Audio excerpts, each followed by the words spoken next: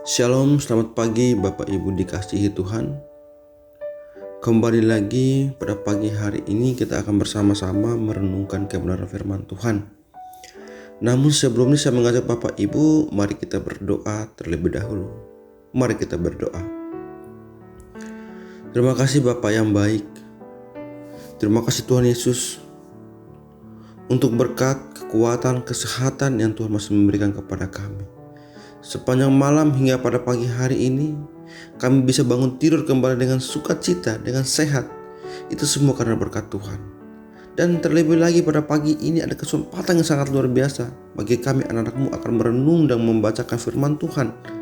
Tuhan hadirlah di tengah-tengah kami. Dan bukalah hati dan pikiran kami, supaya firman yang kami baca, kami melakukan itu dalam kehidupan kami hari lepas hari. Terima kasih Bapa yang baik. Kami sambut firman-Mu pada pagi hari ini penuh dengan ucapan syukur. Haleluya. Amin. Baik Bapak Ibu dikasihi Tuhan, mari kita membuka Alkitab kita dalam kitab Yesaya 48 ayat yang ke-18, dan saya akan membacakannya bagi kita semua. Sekiranya engkau memperhatikan perintah-perintahku, maka damai sejahteramu akan seperti sungai yang tidak pernah kering, dan kebahagiaanmu akan terus berlimpah seperti gelombang-gelombang laut yang tidak pernah berhenti. Hidup dalam damai adalah anugerah Allah bagi orang yang kepadanya Dia berkenan.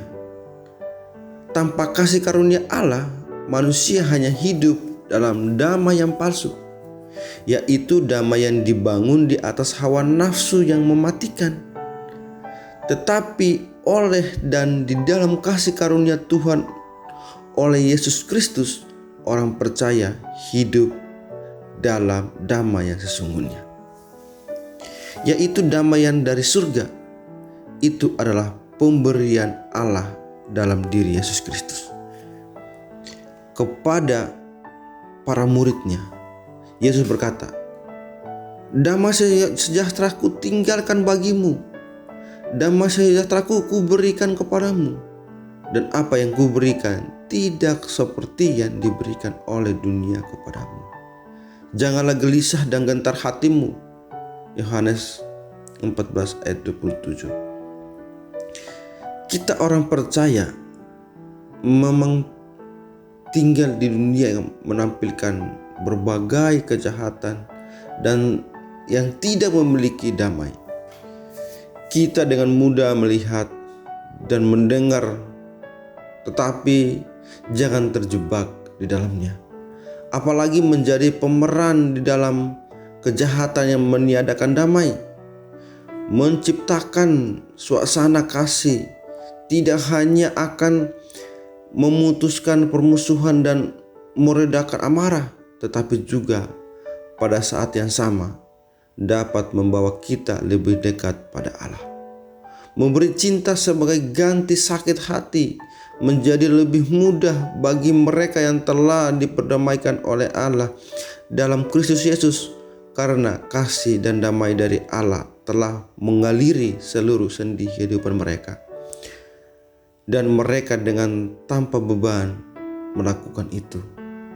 Sekali seseorang belajar untuk menahan diri, maka selanjutnya ia akan dengan lebih mudah melakukan lagi dan lagi. Tetapi jangan terjebak. Kita tidak berbicara tentang damai yang murahan, yang tanpa harga. Damai yang kita memiliki adalah damai yang mahal. Damai yang telah mengorbankan nyawa yang mahal. Dia adalah anak tunggal Allah yang rela turun ke dalam dunia, tinggalkan takhta dan kemuliaannya. Hiduplah dalam damainya dan bertempurlah dengan tiada hentinya, karena siapa yang takut masuk dalam pertempuran di dalam damainya, niscaya ia memperoleh kebenaran dan sukacita yang daripadanya. Kita telah dipanggil untuk hidup dalam damai sejahtera Allah dan membawa damai kepada orang-orang di sekitar kita, karena kita telah hidup dalam damai-Nya Allah. Kepada orang-orang di Korintus, Paulus menasihatkan supaya mereka sehati sepikirlah kamu dan hiduplah dalam damai sejahtera, maka Allah sumber kasih dan damai sejahtera akan menyertai kamu. 2 Korintus 13 ayat 11. Tidak perlu seorang yang jenius untuk tahu bahwa cara pertama menciptakan kasih dan damai. Cara kedua, kepahitan dan kegeraman. Kita perlu anugerah Allah untuk bertindak berdasarkan pengetahuan itu, melakukan yang baik dan mengasihi. Bahkan dalam perbedaan pendapat, jika hormat dan keramahan ditunjukkan, kasih dapat berkembang meskipun ada perbedaan. Tetapi terlalu banyak perpecahan dalam hidup atau di antara manusia karena perbedaan pendapat yang dilubangi oleh senjata api daripada dirajut dengan kebaikan dan saling menghormati. Biarlah salah satu ucapan Tuhan Yesus, berbahagialah orang yang membawa damai, karena mereka akan disebut anak-anak Allah. Matius 5 ayat 9 akan menjadi bagian dari hidup kita. Sekiranya engkau memperhatikan perintah-perintahku, maka damai sejahteramu akan seperti sungai yang tidak pernah kering, dan kebahagiaanmu akan terus berlimpah seperti gelombang-gelombang laut yang tidak pernah berhenti. Yesaya 48 ayat 18. Masalah, tantangan, konflik, ujian, dan berbagai macam pergumulan merupakan bagian hidup manusia di muka bumi ini. Bukan hanya orang yang mengalaminya, tetapi umat Tuhan pun tak luput dari itu.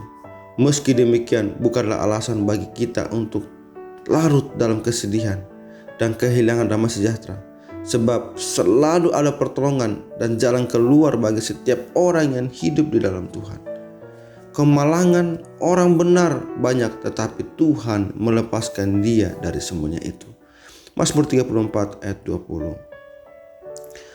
Pada malam sebelum ia disalibkan, Tuhan Yesus berkata kepada murid-muridnya bahwa tidak lama lagi mereka tidak melihat dia lagi, karena secara jasmani ia akan kembali kepada Bapa, naik ke surga, meninggalkan murid-muridnya. Meski demikian, Tuhan Yesus menghendaki murid-muridnya tetap kuat, tidak gelisah dan gentar, sebab Tuhan Yesus tidak meninggalkan begitu saja. Damai sejahtera ku tinggalkan bagimu, damai sejahtera ku berikan kepadamu, dan apa yang ku berikan tidak seperti yang diberikan oleh dunia kepadamu. Yohanes 14 ayat 27. Adapun damai sejahtera yang diberikan Tuhan berbeda 180 derajat dibandingkan yang dunia berikan. Damai sejahtera Tuhan adalah damai sejahtera sejati, tidak dipengaruhi situasi dan kondisi yang ada, tetapi timbul dari dalam hati sebagai dampak ketaatan seseorang melakukan firman-Nya. Selama kita hidup benar di hadapan Tuhan dengan tidak menyimpang ke kanan atau ke kiri, serta menjauhkan diri dari segala kejahatan, tidak ada yang perlu ditakutkan dan dikhawatirkan dalam hidup ini, sebab ada jaminan pemeliharaan dan perlindungan Tuhan. Bahkan kita akan dikelilinginya, diawasinya, dan dijaganya sebagai biji matanya. Ulangan 32 ayat 10b.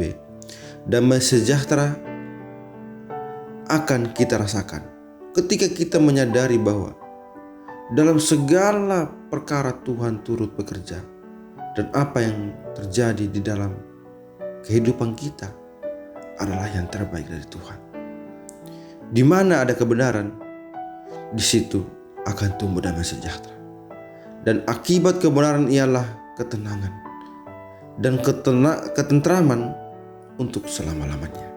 Yesaya 32 ayat 17. Mari kita berdoa. Terima kasih Bapa yang baik untuk kebenaran firman Tuhan sangat luar biasa yang Tuhan berikan bagi kami untuk merenungkan bersama-sama pada pagi hari ini, yang mengajarkan kepada kami supaya kami hidup di dalam damai, Dengan situasi kondisi keadaan saat ini, marilah kami hidup dalam damai, saling bahu-membahu, dan saling memberkati satu dengan yang lain.